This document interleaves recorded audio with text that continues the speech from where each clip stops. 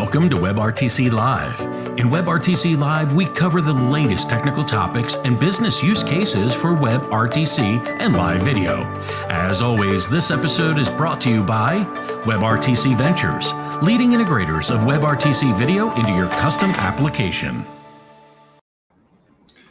Welcome to WebRTC Live. I'm your host, Arin Sime, founder and CEO at WebRTC.Ventures.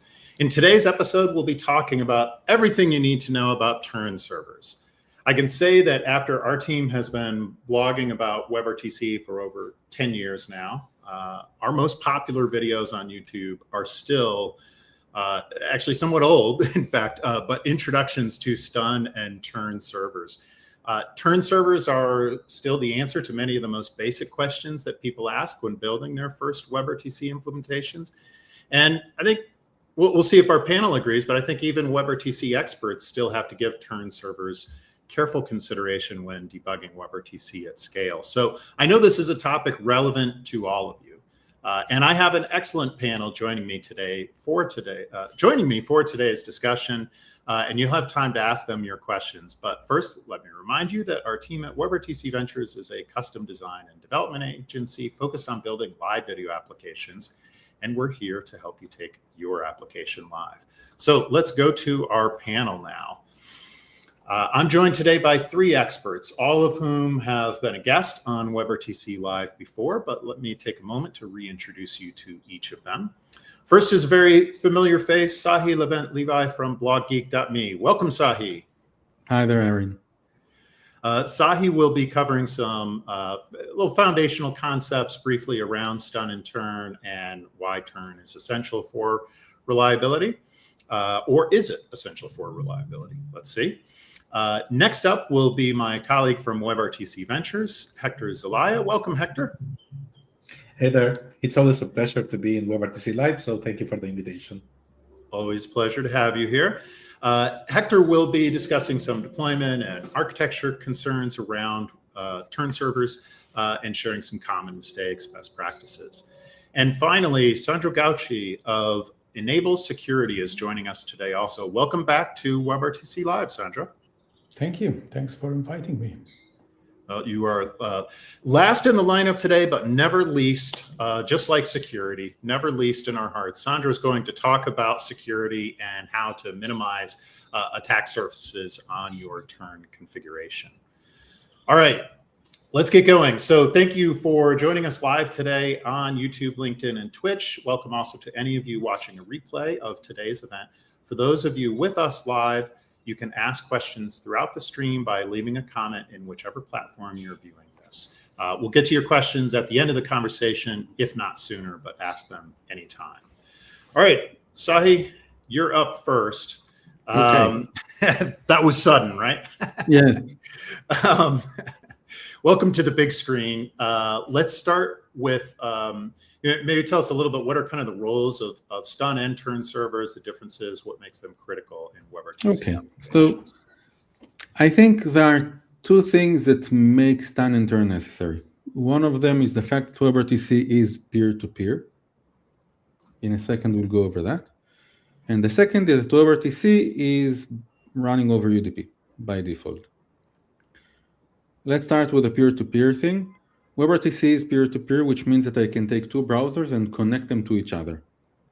The only problem is that they usually don't have a direct path from one to the other. So you can't really connect them because you don't know their IP addresses, which makes it a problem. In many cases, though, the service isn't peer-to-peer. If we take, for example, where we're running this or recording this session, it uses an SFU, a media server. So we're not running peer-to-peer. I'm not sending my media to you. I'm sending that to the media server that negotiates everything on my behalf. There I might still need a turn server because the UDP might be blocked and I can't reach that server directly. So I need to go indirectly to it. Okay, so that would be the reason why we need it. For that, we've got two different protocols in a way that happen to be two different servers. One of them is stun and the other is turn. As we said, we've got two IP addresses, this one and this one, both of two different users. They both know their local IP address. What does that mean? If I sit here in my home I've got my own local private network and my own private IP address. If I need to go towards the internet, I need to use the public IP address to reach a public web service. If I want to reach out to your website or to you directly, I will need your public IP address as well. Now, here's the thing. I have no clue what my public IP address is, and neither the device. The device needs to kind of figure that out. And the way to do that is through a STAN server. What happens is that I'm going to send a message. WebRTC will send a message from the client to the STAN server, asking him, hey, what's my IP address? What do you see? The server receives the address. In order to do that, we went through a NAT device, a network address translator device on the network. And that device is the one that allocates the public IP address for me. Since we go through that, the server sees that address, the STAN server, and then it would simply reply back to me saying, well, that's the IP address that I see. That's your public IP address. So that's the only reason we need a STAN server. Once I've got this public IP address, theoretically, I can give that address to someone else, for example, to you, and you can send me that directly to me. Sometimes it works, sometimes it doesn't. It doesn't when the NAT address translator, the NAT device, decides that it wants to be very, very strict as to who can send me data when I send that message to the STAN server. It might simply say, well, it's nice of you that you sent out data, but only that STAN server can send back data through that pinhole that you created. So there are restrictions to this that might take place, that might occur, which is why we need something like turn. Okay? And like STAN, turn simply says, I'm going to relay everything on your behalf. Whatever you want to send to Arin, you're going to send to me as your turn server. I'm sitting in the cloud in a public IP address, so I'm reachable by both of you guys. If you send me the data, I'll just relay that to Arin. Okay? And that's what turn does. The best thing about turn, it's end-to-end encrypted. It doesn't know what goes on inside the relay, the actual media. It just sends it, and only me and you can actually encrypt and decrypt the data over there, over that specific connection. So there is no such thing as saying, well, let's record everything through the turn server. You can, but you can't really play that back, so it's useless. Now, to complicate things a bit further, there are three types of turn addresses in a way. There is UDP, TCP, and TLS. Why do we need UDP? Because we love UDP. UDP works best with WebRTC. We've done a session about that. Live streaming and live media prefers being done over UDP because that means less retransmissions and better quality at the end of the day on most networks. Why do we decide that we need also turn TCP? Because UDP might fail. And when UDP fails, we want to succeed in some other way. It might fail because many IT admins would simply go into enterprise network and configure UDP to be blocked. Why? Because nobody cares about UDP. Today, I think that's changing because of HTTP version 3. But up until now, at least UDP was popularly blocked by many different sites. And then we say, well, if we can't do things over UDP, let's do them over TCP as a fallback. Why TLS?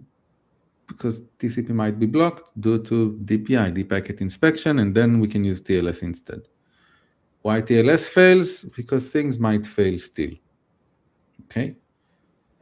So we get this kind of a waterfall of things that we want to do. And the question is, okay, we've got all of these different types and solutions and ways to do things.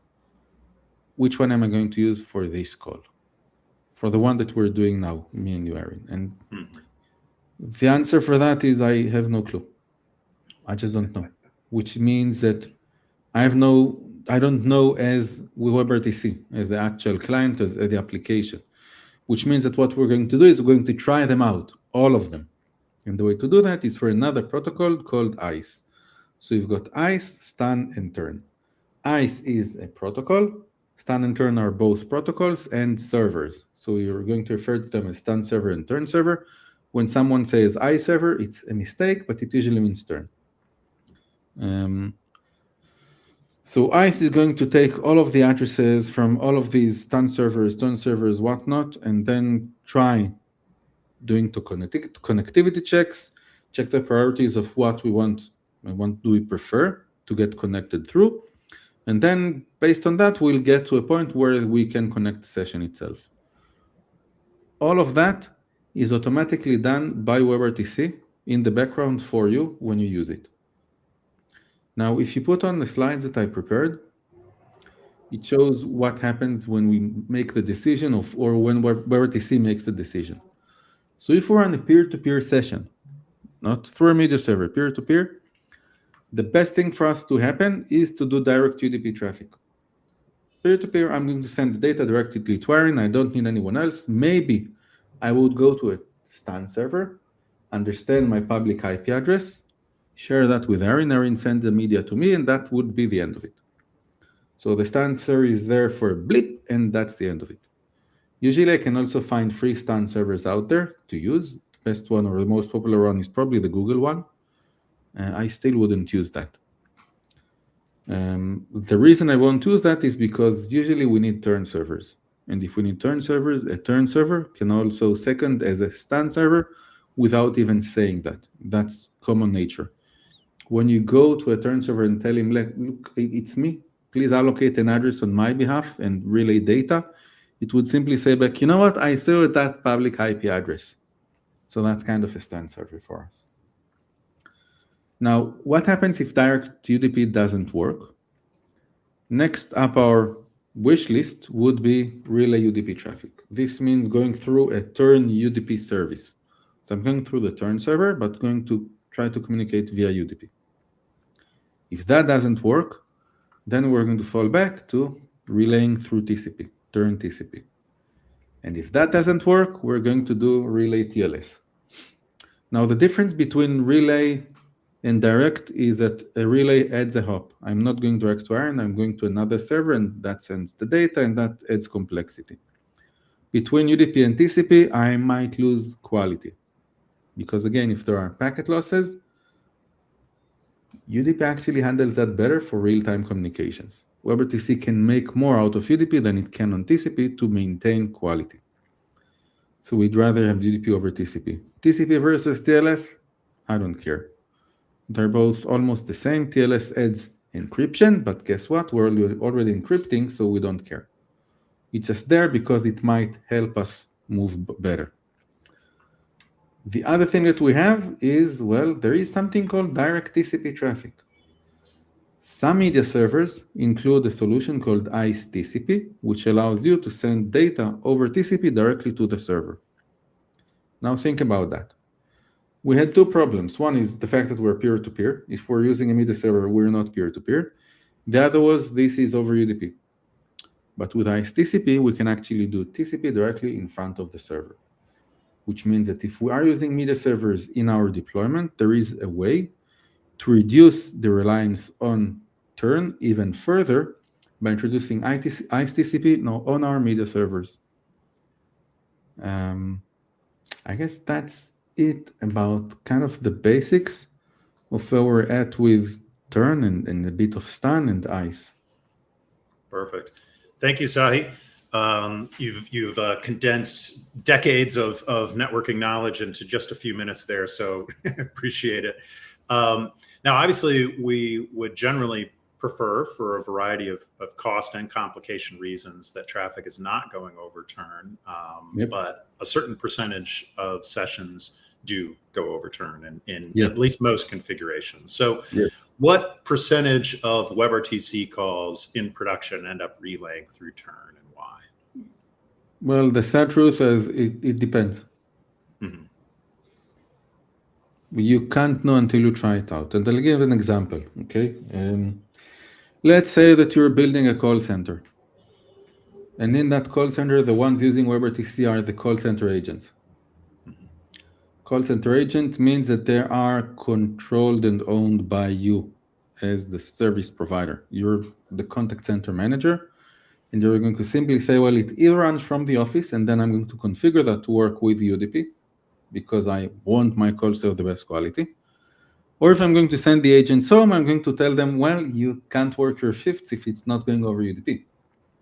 Which is why in a lot of the call center solutions out there, you will see that they don't configure turn servers at all. They just use UDP, and if not, tough luck. Same happens for many of the cloud gaming platforms. You want to play a game? That's great. You need to have the best network possible. Otherwise, go find something else to do. Okay? Then there are the enterprise guys. In different enterprise networks and certain cellular networks, you can get to 50% or more calls mandating to go through turn servers. Why? Just because. Someone decided the network needs to be restricted, and then you need a turn server in order to traverse that, and no other way to go. Usually it would be said that if you're doing a general purpose or social type of an experience, then anywhere between 10 to 20% of the calls would go over turn. And then out of that, 5% or less over turn TCP, and even less than that over turn TLS. What does that mean for you? I have no clue. And you need to figure that out and go check in your monitoring how much the sessions go through turn and how much not, to understand where you stand there. It might also indicate that there is an issue. If 100% of the calls go through turn, or 80 or 50, I'd ask myself why. Yeah. All right. So the answer is deploy and find out. To use a different meme. All right, so thank you, Sahi. Stick around for our Q&A at the end, please. But I'm going to switch over now to Hector, and we're going to talk about turn server deployments. And for those of you watching live, this is a great time to ask questions as well, to go ahead and put those in the chat, and we'll get to them by the end of the episode. So, Hector, what do we need to consider when we're implementing turn servers in our WebRTC application? So let me start by saying that probably the best way to manage turn server is not having to manage them. I mean, unless you have a very strong reason, which they are, and I will go into that in just a couple of seconds. My advice will be to go with managed turn servers, because there you get the best practices, you get the distribution, you get the scaling of a mature and well-trusted solution. Because when you add turn, as Sahi mentioned, you are adding one more hop to the literally to the conversation. And depending on what's the usage of that hop, where it's located, where are your users located, that can really impact on the user experience that you have in your WebRTC or real-time communication solution. So, and if you can show the slides, I have a couple of slides here. So, there you go.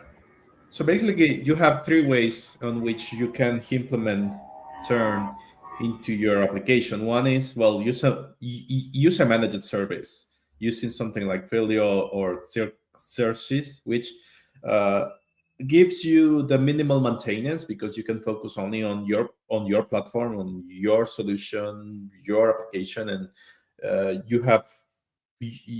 can rest well knowing that you have a strong backup, but that is high on operational expenses, especially when you are handling a high volume of calls or connections.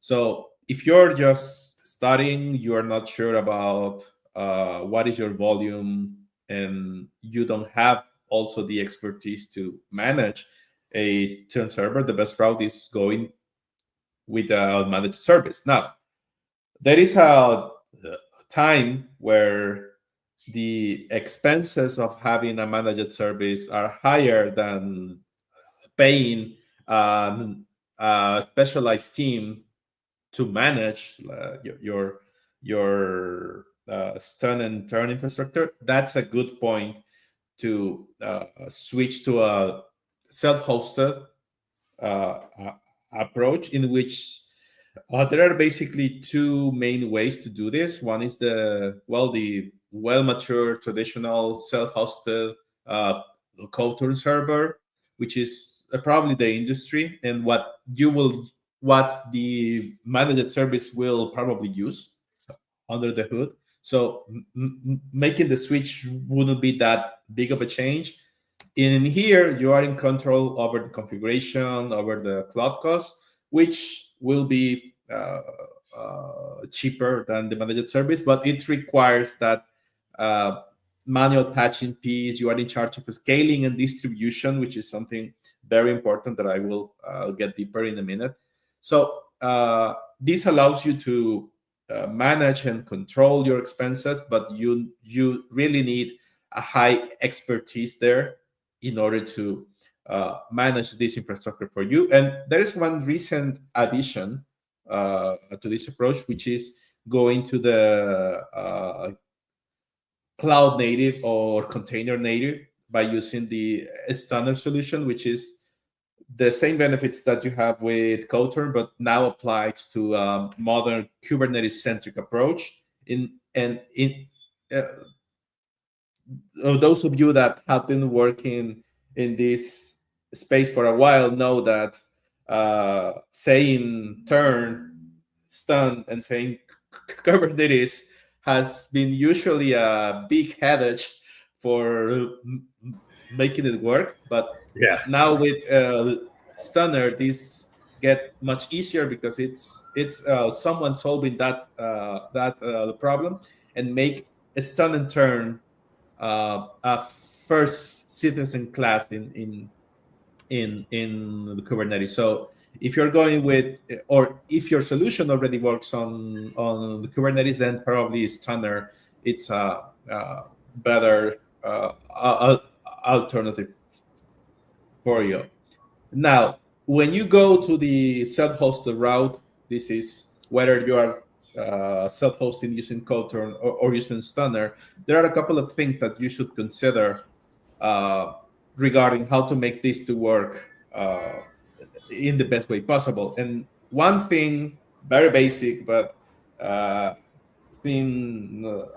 couple of teams struggling with this, is making sure the right ports are open, because as Sahi mentions, there are times where firewalls and networks can get a bit too restrictive. So making sure that you are opening the right binding ports so that you are able to communicate with the turn server and request for an allocation. And this is whether if you're using pure UDP, if you're using TCP or TLS, depending on the on how the network is configured, you need to be aware or make sure that the right ports are open. And of course, you cannot forget the actual relay ports, which is where your media is going to be traveling. And the other important thing is how to keep, and probably Sandro is going to speak more about this, but making sure that the access of your to your turn server is properly authenticated. And the recommendation is going with the share secrets with time limited credentials. Kotlin supports like having static user and password, but that is not a good idea. You should stick with the time-based credentials. And the other important thing is having into account your global latency, making sure that your users and the turn infrastructure is close so that you can reduce latency. Because if you have a user in Europe and your turn infrastructure is in the US, you are adding additional milliseconds or even seconds of the traffic traveling to the US and then to the other user. There's a big through in networking that says that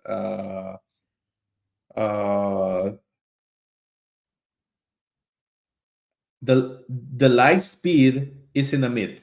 It's a low, and Right. media cannot go faster than that. So distance matters, and having the ability to have your turn infrastructure distributed uh, closely to your users, it's a big thing, and it's one of the reasons why I advise to go with the managed services first, because these kind of providers already have that sort of infrastructure, and when you're self-hosting it, having your big server in one central location is not enough. So you have to be uh, aware of that. And well, since you will never know how much of your traffic is going to through turn. Traditionally, this has been seen as an 80-20 rule. Now that 20% rule is more of like a baseline, because well, this will depends, but one good starting point is uh, guessing that at least 20% of your traffic will go through the to the turn infrastructure is a good starting point, and make sure you plan based on that regarding um, how you want to manage your infrastructure. And I think that's probably it. Okay. Great. Thank you, Hector. We've got a question from a viewer that I'll pose to you now. Rafael wants to know, when deploying turn servers globally to reduce latency, how do you usually handle routing users to that closest relay? The easiest way is managing through application requests, and you are getting the credential, the time-based credential for that. You can guess based on where you get that request, what region, and route that request to the closest turn server that you have there. You will probably gonna need to have some sort of service discovery or mapping that of the services that you have available, and plan based on that. Yeah. And that, I mean, that gets to your first piece of advice was, if you don't have to implement your own turn server, don't do it. Because that example that you just gave is an example of how if you're deploying your own co-turn globally, if you've got a simple use case where maybe you don't need to think about these things, maybe it's okay. But for most use cases where you've got a global audience, global user base across different types of networking conditions, you have to think about deploying across multi-regions and load balancing between them and all of that. So, if you have the volume to justify the expense of the DevOps team to manage that and monitor that for you, then great. That is going to be at high volume. That will be less expensive than a managed co-turn service. But for a lot of applications, especially in the early stages, that managed co-turn service is going to be more attractive on a cost and time investment basis. Yeah, same as it happens with other things like observability, for instance, or media platforms. These are easily different project by themselves. So same applies Perfect. for turn and stand. Excellent. All right. Thank you, Hector. We're going to move over to Sandro now and talk about security concerns with turn servers. So, Sandro, thanks for hanging with us so long in the conversation. Appreciate it. You gave an interesting presentation that I saw last year at the RTC on conference in Krakow. Lots of great information on how turn servers can basically be a point of attack in your system. But as we've kind of discovered in a lot of situations, maybe in 20% or maybe 50% of the traffic in some enterprise cases, like Sahi said, we really need turn servers. So we can't just turn them off for security reasons, obviously. So what should teams consider in order to reduce the risk of turn servers being used for nefarious purposes? Yeah, good question. So, yeah, I mean, we, as penetration testers, because that's what we do, we kind of bring the hacker's mentality or hacker's view to this topic of WebRTC and especially turn servers, which is one of the more interesting areas in WebRTC security, in my opinion. And yeah, the way you guys see it as a media relay, but the attacker will see it as a proxy, the turn server, that is. Not stun, but when we're talking about turn specifically. Okay. And 2 weeks ago, we published a blog post, which is based on the talk that you mentioned. Thanks for sharing my screen. And essentially, we kind of split it up in 3 different attacks or 3 different security threats. And we also published security best practices today and a configuration guide for co-turn. So yeah, there's a lot of content now all of a sudden about this very topic. And in terms of the first threat, I would say turn relay abuse is the number 1, the most concerning. Security people will know what's called SSRF, server-side request forgery, where attackers can reach internal services through an API, basically. Say cloud metadata endpoints, or scan your local host on your server's local host, and so on and so forth, right? And turn servers are a bit like that, but even better than SSRF, because with SSRF, you get only HTTP access, but with turn servers, when you abuse turn relay, you can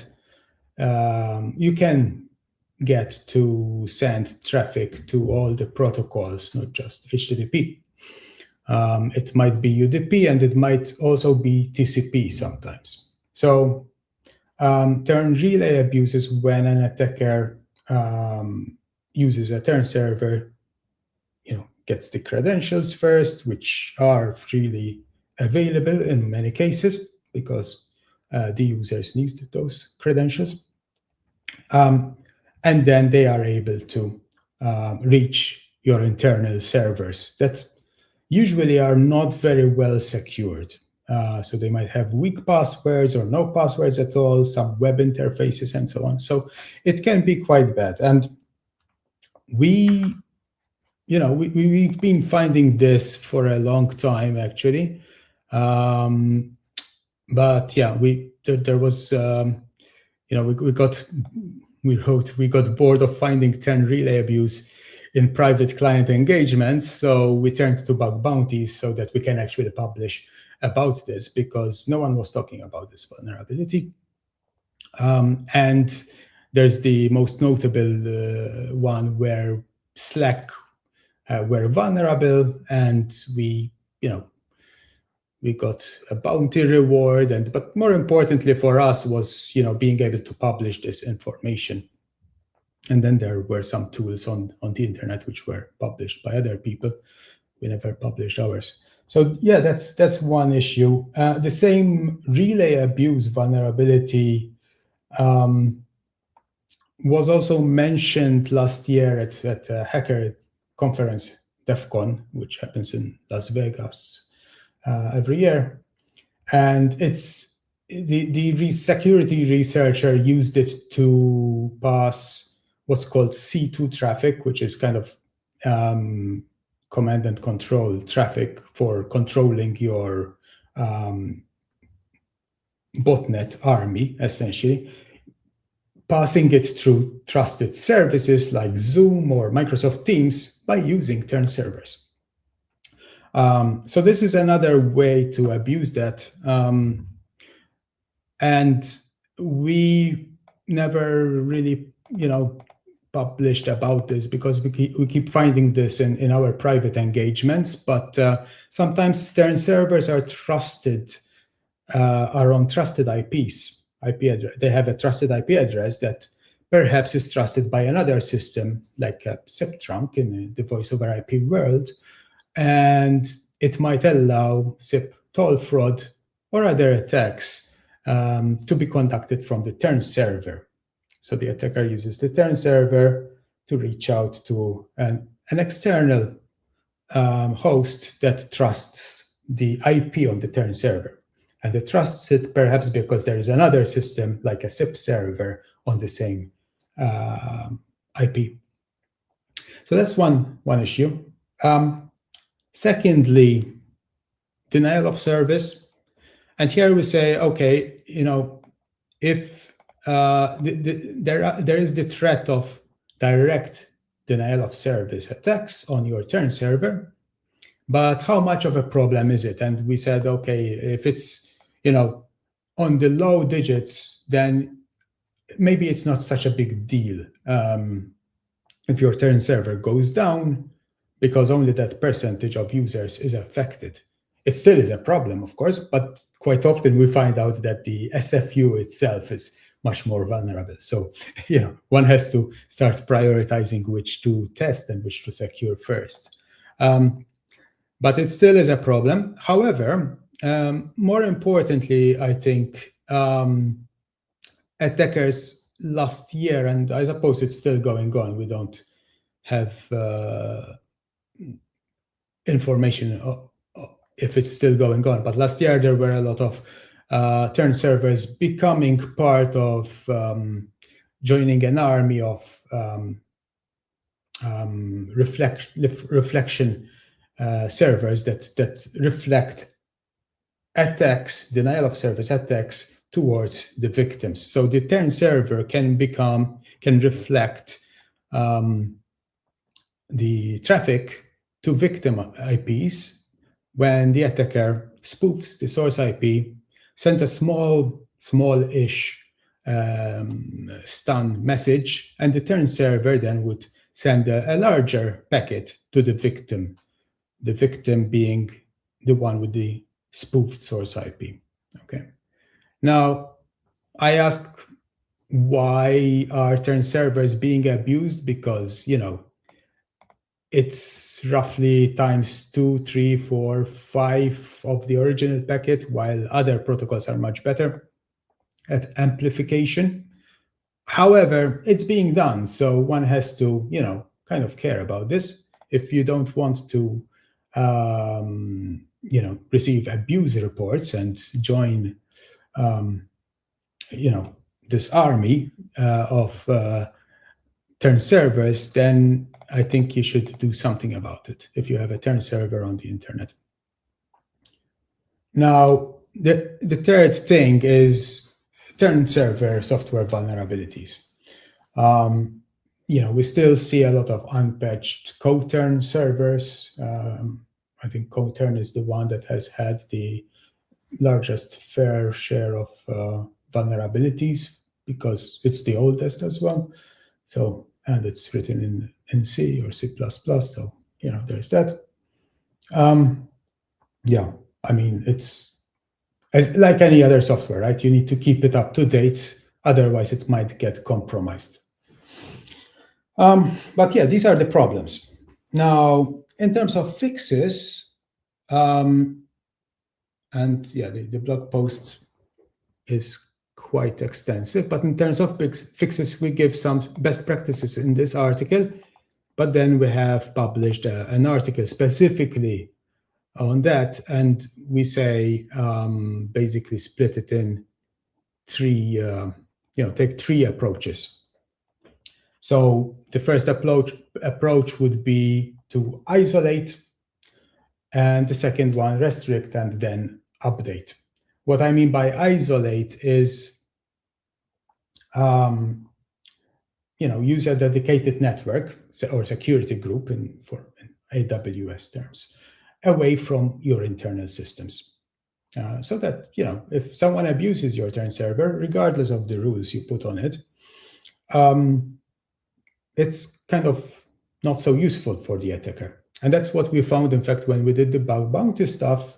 The Signal app, they had a vulnerable turn server, but we couldn't reach anywhere. So, we were like, okay, there's nothing to do here. And they didn't, they fixed it, but it was no big deal in their case. While in the case of Slack and a couple of others, it was a worse problem. So isolate is really, really useful. And then you should restrict, right? And restriction comes in different ways, but the most obvious way is to prevent relaying to internal and local IP ranges.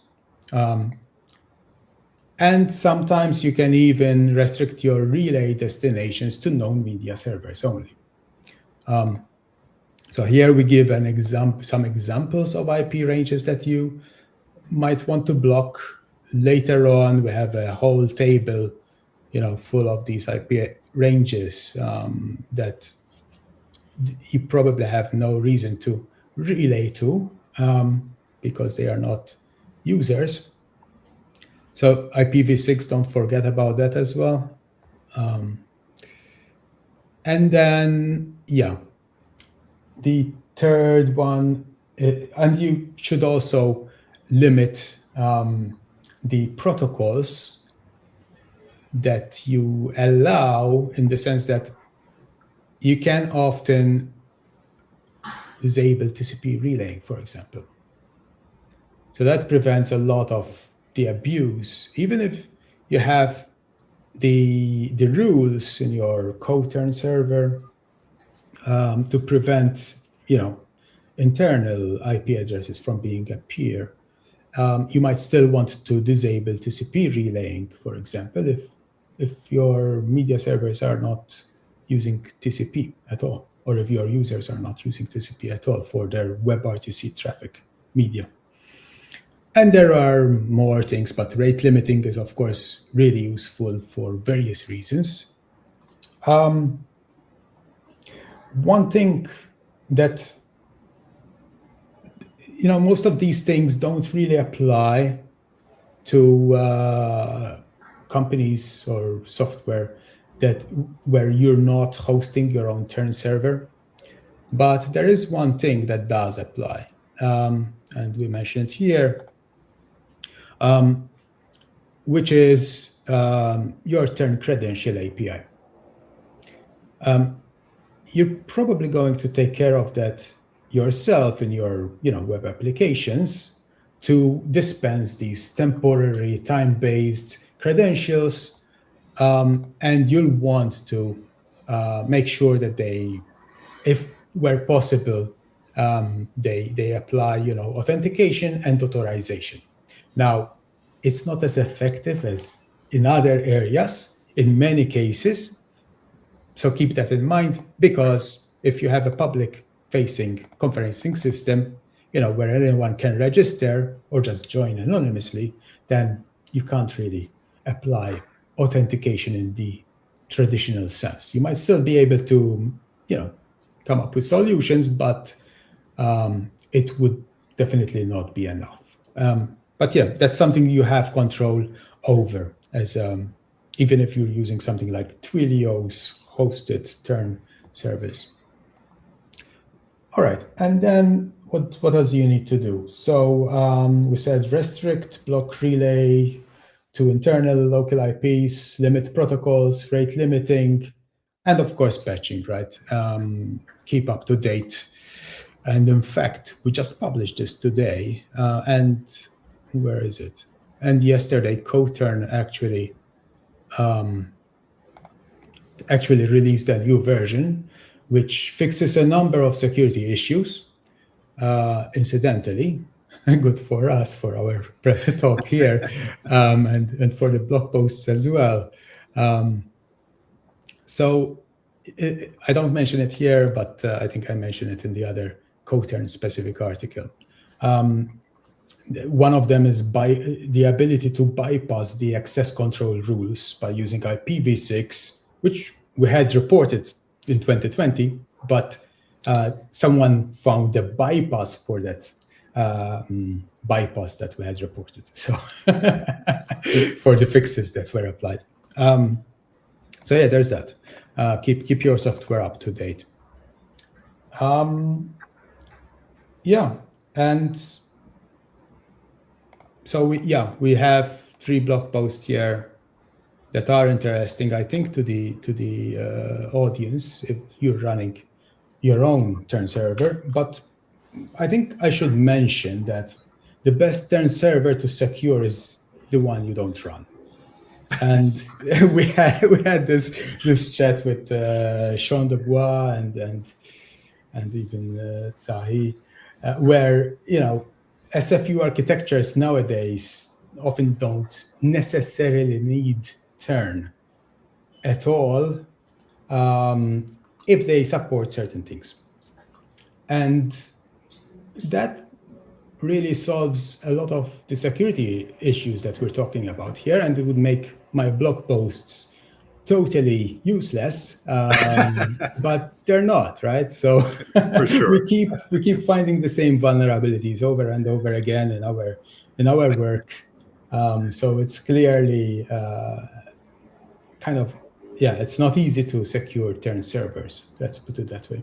No, and even if you're using a commercial one, make sure you're still taking care of those credentials. But yeah, as kind of has been touched on a couple ways in our conversation with everyone today, the best Tern servers are if you can get away with not using one, but there are many cases where you will need to manage your own, either for technical reasons or for cost reasons. So lots of great advice that you've all shared today. I appreciate it.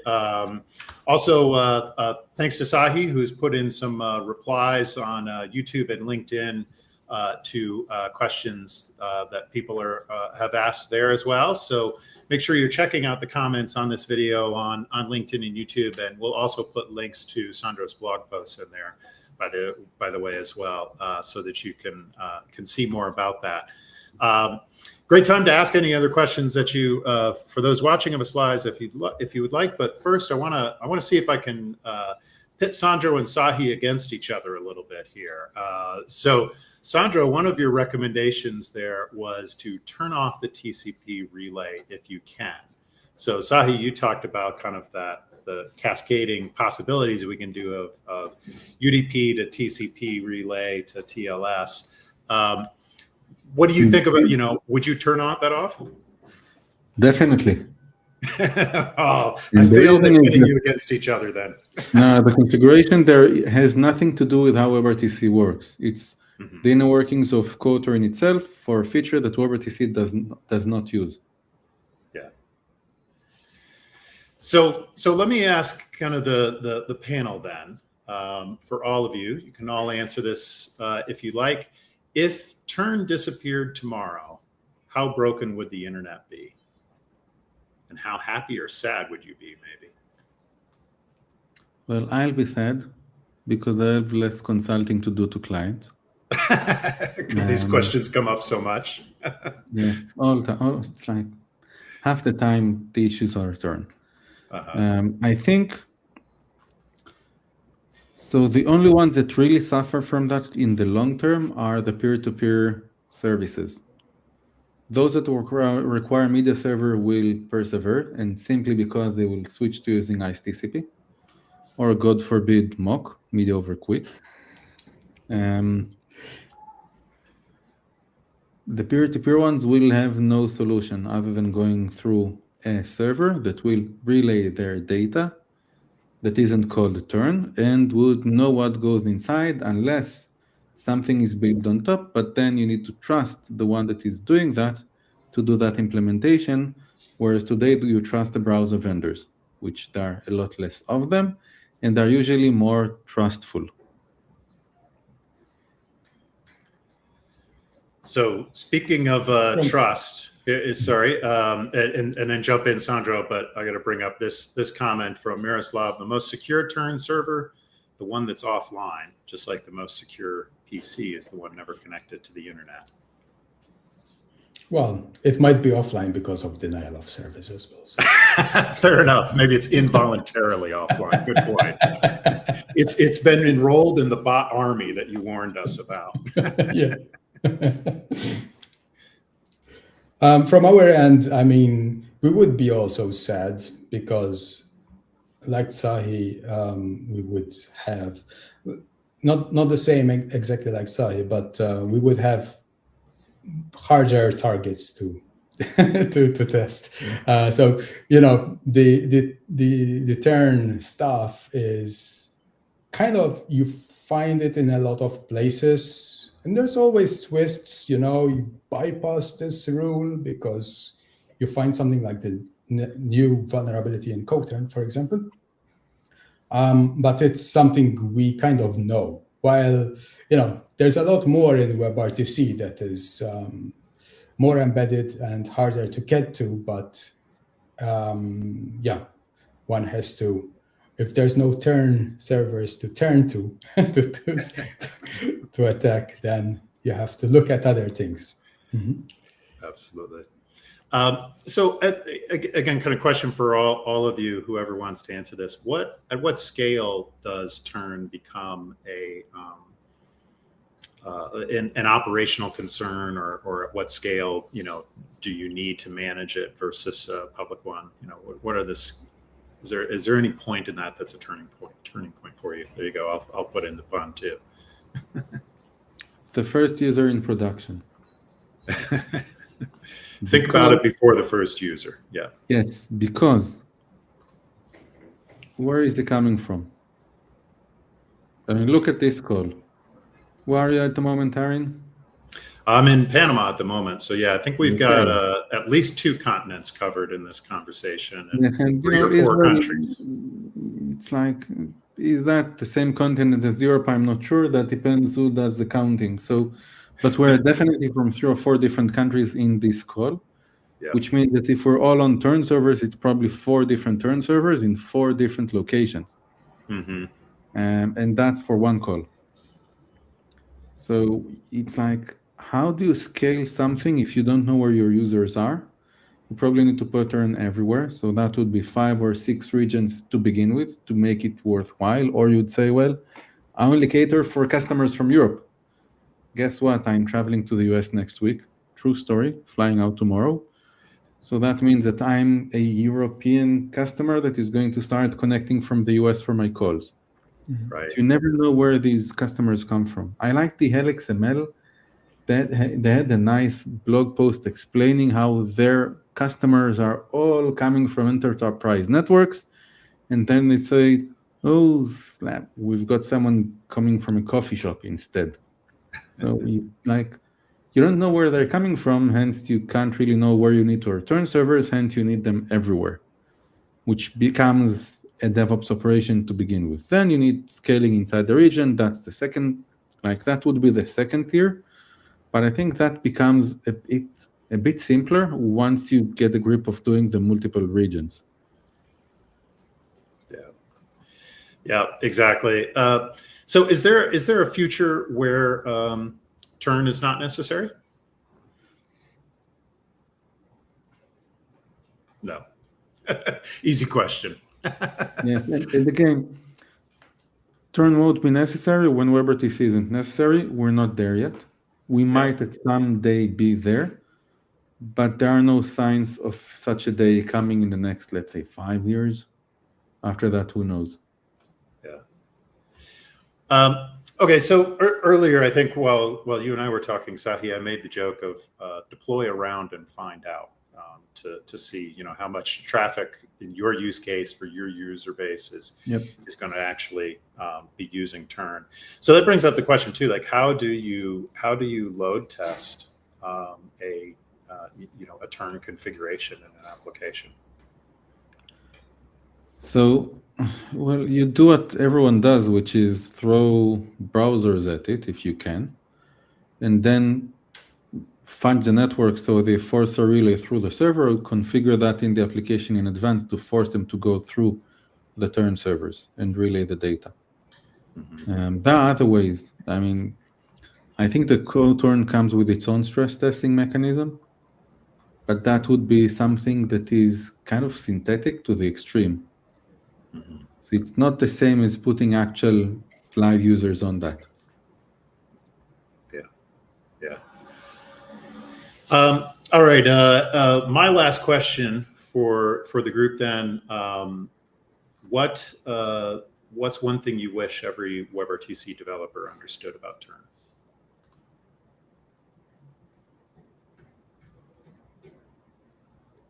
You didn't prepare us for this one.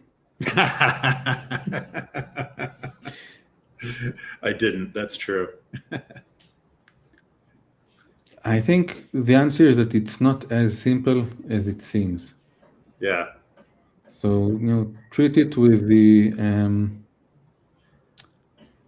word in English, the honor that it deserves. Yeah. I know what you mean, at least. Yeah. Yep. Yeah. It's often, I think, like a side project rather than, getting the full attention that it should receive. If you're deploying a turn server, it has certain implications. Yeah. Yeah. Go ahead, sorry. The second thing that was suggested, trying not to self-host and self-manage it, go and use a third party. The reasons to use a third party is because it is going to be cheaper at the beginning. That's for sure. It's going to reduce their time to market, increase the security, the load, stability, scalability, connectivity, everything. And if you want to switch later on, there is no vendor lock-in besides the risks of losing while moving all the traffic. Yeah. Yep. Absolutely. All right. Well, we lost Hector there a moment ago, so maybe his turn server got attacked. Well, these are modern. These are network realities for sure. But appreciate Hector's time. Sandro, Sahib, appreciate both of your time very much as well. Sandro and Sahib, do you have any closing thoughts that you want to share? I'll tell you mine next month when we speak. All right. Sounds good. Looking forward to that. That will be on March 25th, our next episode then, where you can hear Sahi's thoughts. Sandro, anything else you want to share before we wrap?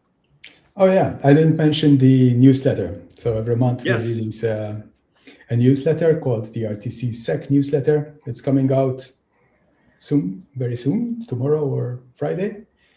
So yeah, subscribe to that. It's on enablesecurity.com/newsletter.